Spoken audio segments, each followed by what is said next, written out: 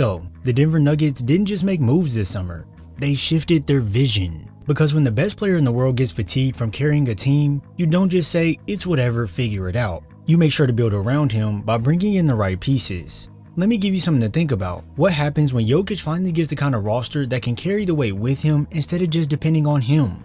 Me personally, I believe this is something that will elevate this team on a nightly basis and carry into the playoffs series after series. We've seen this team get to the finals once and everybody called it boring and this and that, but honestly, it was exciting to me. And with Denver now having the chance to get back, I'm very excited to watch.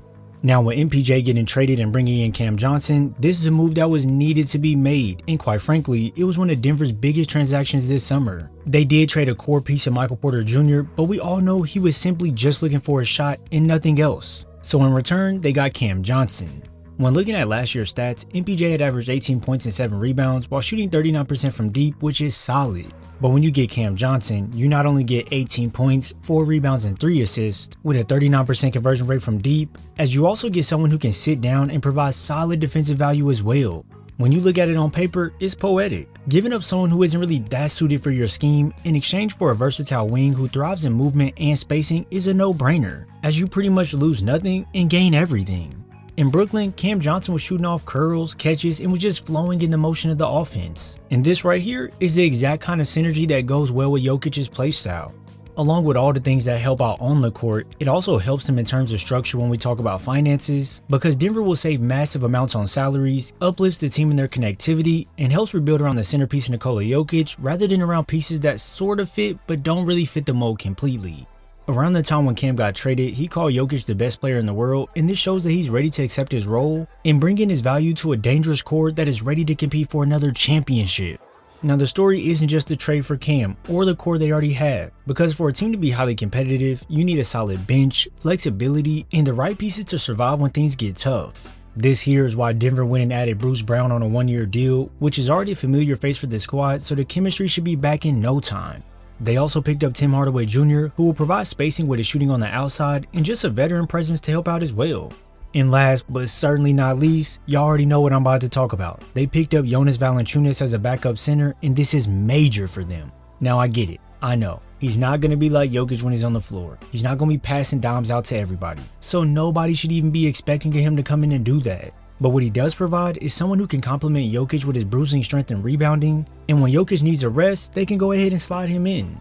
Alongside these pickups, the Nuggets still have a young defensive player in Peyton Watson who displayed many flashes of his potential. They have Julian Strawther, who can space the floor with his three-point shooting, and then they have Christian Braun, who is pretty much a Swiss Army knife. He can guard the best player on other teams at times, while also adding in value offensively with his ability to work well off Jokic. Having these guys provide spacing, defense, and versatility to a roster that only improved over the summer, so it's key that they retained all of them and built on things further.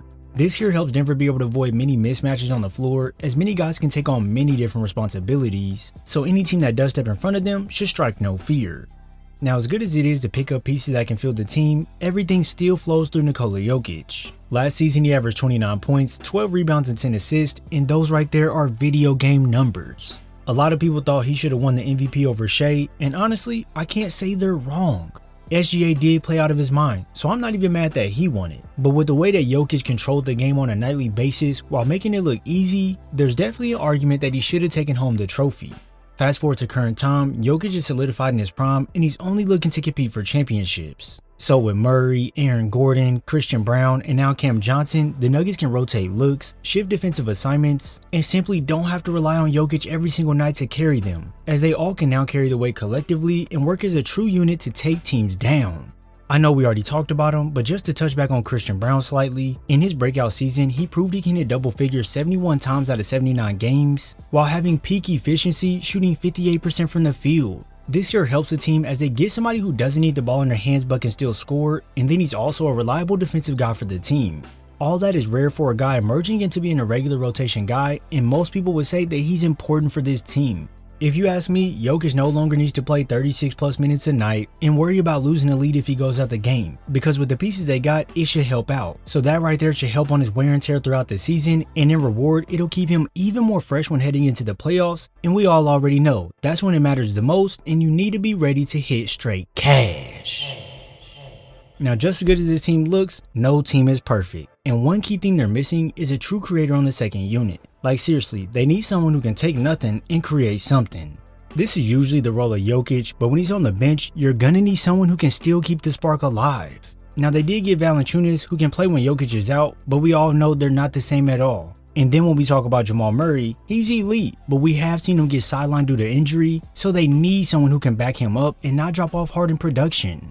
Bruce Brown coming back does provide some solid playmaking, but that's not his main calling, so they can't solely depend on him to do what Murray does. And hold on, how can we forget the 2024 first round pick that missed his whole entire season due to injury? And that is Daron Holmes. Expectations are high for him, and I don't want to speak too much because we never seen him play an NBA game besides Summer League. So if he comes back off that injury ready to fully lock in, then Denver's front court depth becomes even better.